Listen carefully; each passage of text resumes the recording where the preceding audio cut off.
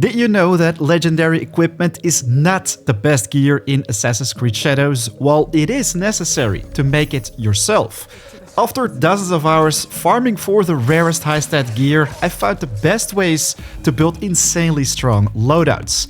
Today I'm gonna show you how to target farm specific weapons and armor, literally triple your damage output. If you really want to get your hands on the best gear in the game, this guide is for you.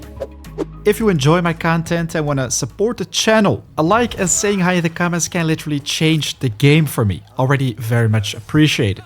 As usual, timestamps for all chapters can be found in the description down below, while I do recommend you to watch from beginning till the end if you don't want to miss out on key information. Let's start off with legendaries. These simply aren't the best items in the game. I hate to bust this myth, but even though they are an easy stat bump for the early game, at a certain point you will notice that they aren't going to be life-changing for your specific build. The reason why it's so important to pick these up is because they come with unique baked-in engravings which will make a difference on your build, which you of course want to unlock so you can place them on other equipment found during your adventure. I'm sure some of you guys are pretty confused right now. Let me quickly explain. Earlier today I found this legendary Onimusha headband with 889 HP, 5.4% crit chance and 28.4 adrenaline gain, while if we have a look at the exact same level purple item, this one has much more HP, a higher crit chance and also a higher adrenaline gain percentage. If we quickly take both of them to the blacksmith to add some engravings to it, you can tell that right now we have the exact same item, both with vault over enemies while sprinting and a +1 health segment removed on assassinations. While this one simply has much better stats compared to the legendary item, the red values speak for themselves, but in general it is super important to focus on the base stats of equipment. And that, ladies and gentlemen, is why it is so important to farm for legendaries, as each time you pick one up, you also unlock their unique engravings. Then simply pay the forge a visit, put that special engraving on your best equipment, and voila, you've literally made something better than legendary. I'm sure I still have to convince some people that legendaries simply aren't the best items to find in the game. Let's quickly have a look at a simple engraving that can literally almost double your damage output. This one comes with a plus 15% damage per non-legendary gear equipped.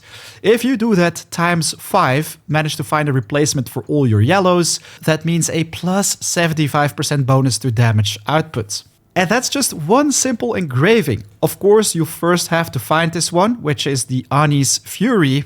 This engraving will automatically unlock after you've picked up the legendary, for which you want to check out the Izumi Setsu region and travel to the Kawachi Heights. This is where you can find a little den, the Teratsusuki Den. I also share this in my earlier essential items and upgrades to pick up for Naoe. You don't want to miss this one, can be found in the top right of the screen. But let's get back to finding the best items in the game. You want to know which stats to focus on. If we quickly have a look at this Shrouded Hood once again, you can see that it actually comes with some golden letters right here.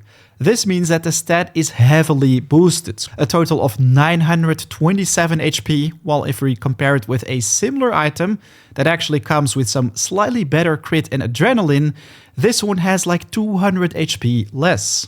Especially with weapons, this can be a real game changer. If we look at this level 40 Steel Blossom, weapon DPS 968, but this bad boy right here comes with almost 1200. Simply put, to determine if an item is going to be the best possible for your build and worth keeping, focus on these 3 points. First off, attribute rules. You want to have the highest rolls possible. This is going to be especially easy to notice with those yellow letters.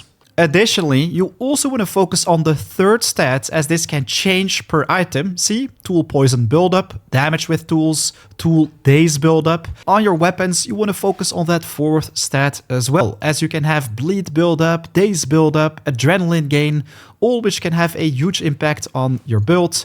And last but not least, focus on that baked-in engraving. +1 health segment removed on any type of assassination is always gonna beat an air assassinate or a double assassinate. The first and also most obvious way on how you can farm these items would be to hunt for Samurai Daisho. These are the pretty bulky dudes inside castles. After you've taken out every single one of them, you will unlock that sweet legendary chest as reward. Just like all the Ronin you come across during your adventures, they will either drop a truckload of money or an epic item. Of course, it can take a while before you come across something that's actually going to be valuable for your specific build. So you want to combine farming these with other methods. We already covered the Ronins. They have a chance of dropping this while they are pretty rare to find, but you can also search for chests. Golden legendary chests inside settlements or specific POIs always have a unique legendary, while the regular looking squarish shaped chests either come with resources or a blue item, only rarely have a chance of dropping epics, while if you look at this icon in the map or in front of you, that will pretty much always come with an epic. So right now you know that inside these chests you actually have a chance of finding the best items in the game. After you've looted these chests though, you can no longer loot them. They won't refresh after season changes. So let me quickly share my absolute favorite farm spot to get your hands on these epics. The first one is in Amagasaki. What you want to do is unlock this quick travel, the Amagasaki Kakurega. It's only 50 meters north of the lumber aisle. This is a little place where you can take out bad guys, farm resources, but also always find an elite. These elites can actually be taken down with a guaranteed epic to drop. The chances are low you're gonna find exactly what you're gonna need first try, so you wanna check out different spots. At the Sakai Firearm District, you can also pick up this Kakurega or quick travel, only 100 meters east from the Money Changer District. Also, this spot comes with a guaranteed elite spawn every single season, which you can also take out for a guaranteed epic drop. Also try out Himeji. The Kakurega gives you access to the Kudera Mansion super fast. Specifically go to the Ku. Right here, this garden also comes with a guaranteed elite spawn. This guy is a little bit beefier compared to the ones we just talked about, but if you take it down, it appears to always drop a epic weapon, so you can target farm specific items if you take him out on a regular basis. This is going to be no problemo with my one-shot Naoe build, which you can find in the top right of the screen. But if you want to cheese kill these targets, you can always go to your options, check out the gameplay settings and go for difficulty tuning. Right here, you can toggle on guaranteed assassination. On my previous videos, I saw many people talk about this setting. They seem to enjoy playing with it, while I think it's a little bit too cheesy. Literally makes assassination a walk in the park in this game, so that's why I like to have a more challenging approach and making these builds. But of course, I'm not judging. Everyone should just play how they most enjoy the game. Anyways, let's get back to farming amazing loot, which can be made a whole lot easier. Before I'm gonna share my crazy strategy on how you can literally target farm these epics, find the best gear in the game, let's quickly go over a method which you should do at all times to make all this a whole lot easier. You don't have to take out bad guys for this. Instead, pay the gear vendors in each town a visit, as they can also sell amazing gear. First off, focus on picking up all the engravings in every single one of them, as each town offers different ones. But especially for these epics, you want to revisit these gear vendors from time to time, each season when they refresh their stock, as this is where I came across that sweet Shrouded Shinobi hood, with that legendary HP roll and also a +1 health segment removed on assassinations. So, are you ready to target farm any epic in the game, get the most out of your build? For this strategy, you don't have to travel long distances or wait for seasonal resets. Instead, you can just target farm at one specific location, do it as long as you like to get the perfect loot. My favorite farm spots, which I covered earlier in this video, can be perfect for this. Let's focus on the one at the lumber aisle. So this POI already comes with a guaranteed elite spawn, right? This also means that every time you take it down, you get that epic item.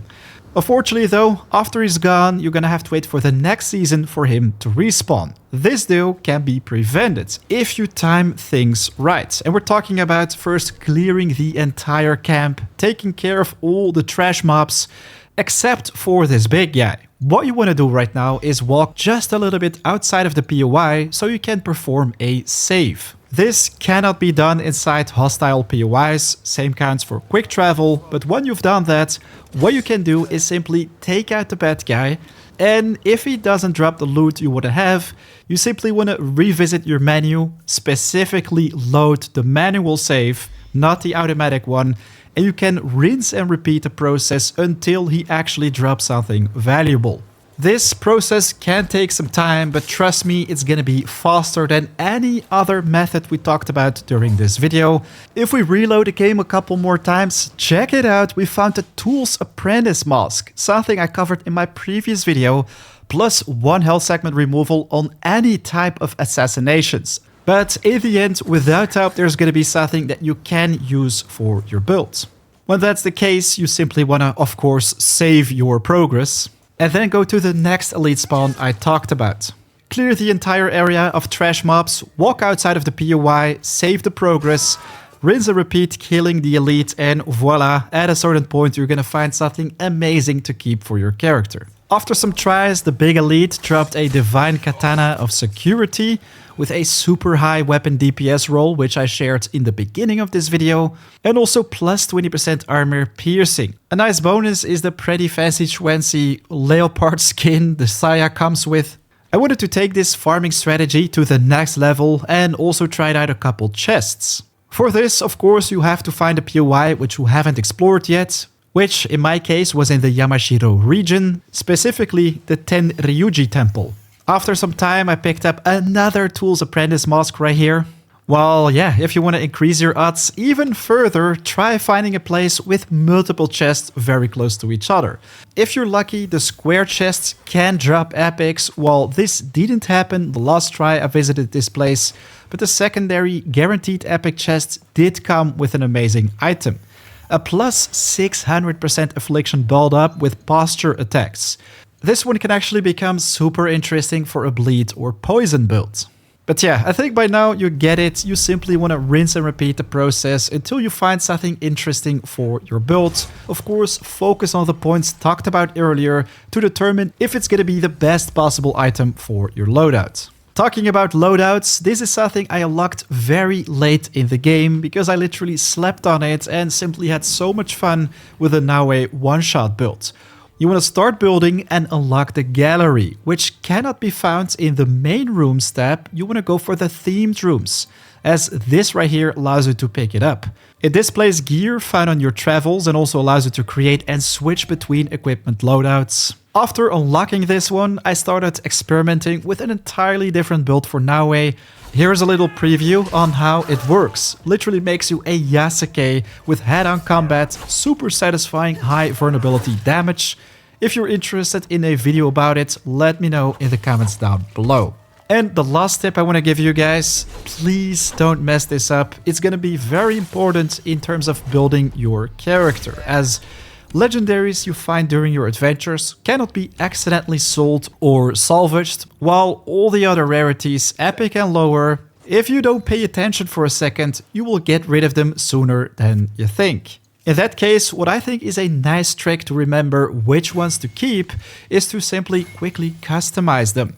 Then a little white star will pop up in the bottom right of this square, which will help you to memorize that these items aren't to be salvaged or sold. Ubisoft, if you're watching this video, would be awesome if you can fix this permanently by simply introducing a favorite or luck feature so we can't accidentally get rid of items. But that, ladies and gentlemen, is pretty much everything you need to get the most out of your character builds. If you enjoyed the content, it would mean the world to me if you can spare 1 second of your time, hit that like button, and share your tips for the community in the comments down below.